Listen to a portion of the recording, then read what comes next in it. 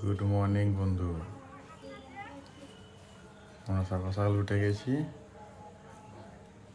দোকান যাওয়ার জন্য রেডি হয়ে গেছি। আর এই যে ও ছাতু বানাচ্ছে, ও গুড মর্নিং বলো। Good morning.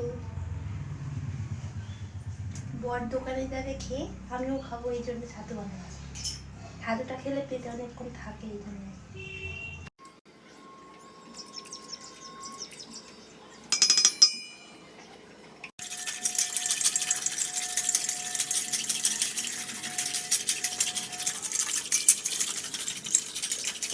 ছাতু বানানো হয়ে গেছে, এই যে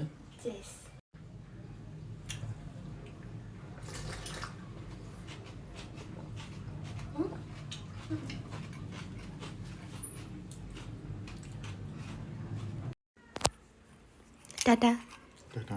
সাবধানে যেও। হ্যাঁ,